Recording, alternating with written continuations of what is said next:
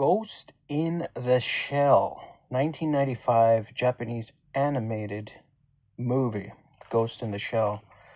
This movie is drawn phenomenally.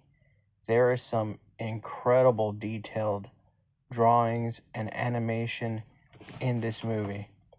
I would say easily a 9 out of 10. I say 9 out of 10 because it is a bit slow. But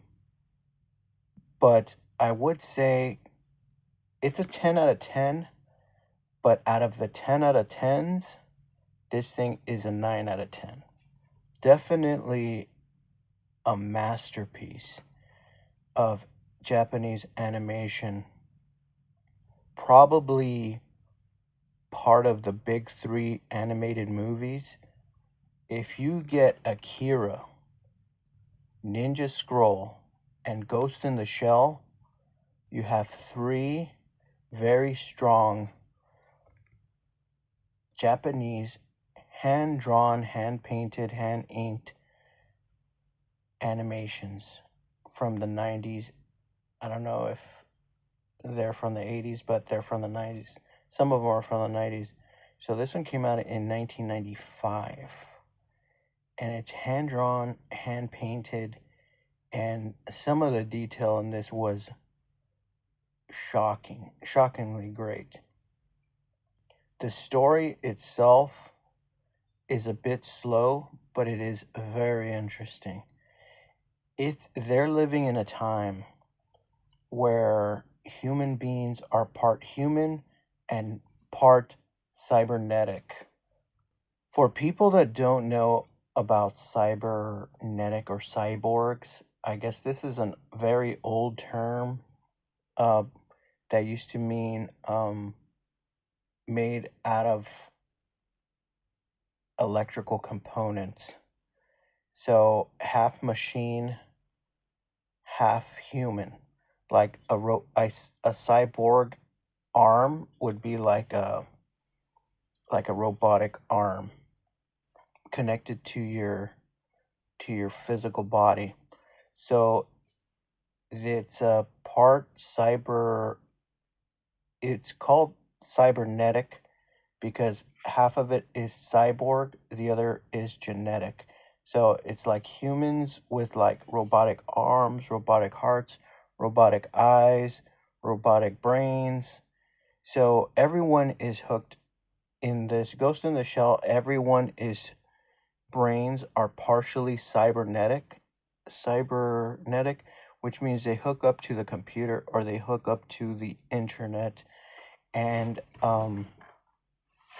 there's also complete cyborgs, which are just the human beings that are completely cyborg, which is just a machine, but they look like humans. And then there's people that are partial, and there's people that are full human beings. But being 100% human being is a very rare thing there. So everybody has like almost like in the Matrix where they plug the back of their head into some sort of internet or something like that. And there is this a team of sort of like police. The main girl, Makoto or something like that. I don't remember exactly her name, but she works with the police to track down cybernetic crimes. And what they're trying to do is they're trying to find this guy called the Puppet Master. Is basically a hacker. Puts ghosts in people. So a ghost is like a virus. So he puts a ghost in a person like a virus, feeds them fake memories, and that person believes these memories, and then he manipulates the person through those memories or through their brain chips or whatever they call it. Picture like you have your phone, right? And it's connected to the internet. Well, just imagine your phone is connected to your brain and the internet, you have internet access in your brain, and then someone could hack into your brain and control your body and make you um, see certain memories that weren't there and make you do things that you don't physically want to do. And when the cybernetic police see that someone has been hacked, they say there's a ghost in him. So, ghost is basically like a virus or malware, whatever the hell you call it. Something that hacks into your phone and makes your phone almost like something that hacks into your phone and starts moving your phone around and starts like making calls or manipulating your phone, whatever you call that, malware or virus. Before it used to be called a computer virus, they call it a ghost. The shell is the person's body. So it gets very philosophical to it's a story that gets very philosophical. Like what's the point of memories? Like they saying if you could just program any memory to a person and they believe it, then what use is a memory? Is if it's real or not real. Memory, it doesn't really matter. If a person believed that it was real, it just gets so complicated into talking about that. But the movie is incredibly violent, incredibly gory, extremely detailed in drawing. The girl Makoto, or whatever her name is, Sergeant Makoto, she most of the time she battles naked because she is a cyborg and she has to be naked because her skin is a type of her skin is made of invisible cloak material. So it's still her skin, but it has the ability to go invisible. So people of of that future can get a material that makes you invisible, like a cloth of an invisible cloak, and they could commit crimes and stuff like that. But her skin is has that material embedded in her skin, so she fights crime naked. So there's a lot of nudity in this. Um, when they made that movie with Scarlett Johansson, I think her name is Scarlett Johansson, and they said they were gonna make a Ghost in the Shell. I was like, oh my god, she's gonna be naked because the girl Makoto or Morocco, I don't remember exactly how to say her name. Um,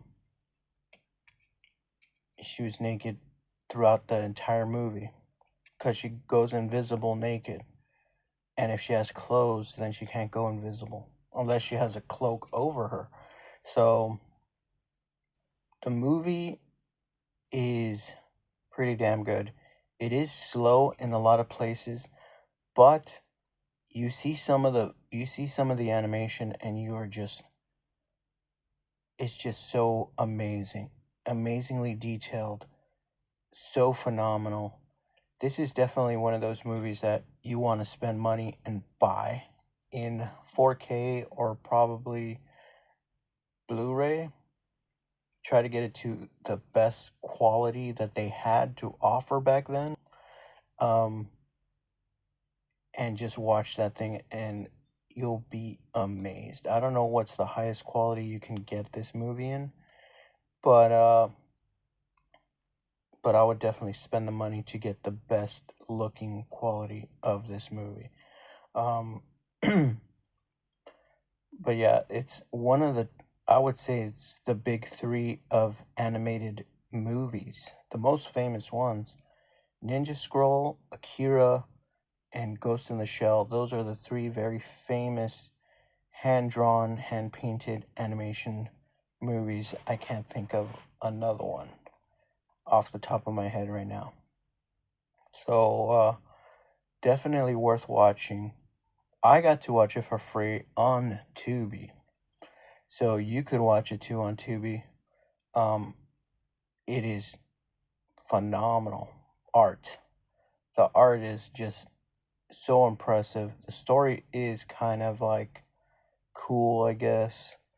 Um, and it ends in a weird way, which I didn't really understand the ending, but um, it was okay. It was solid 9 out of 10. Definitely one to put in your collection.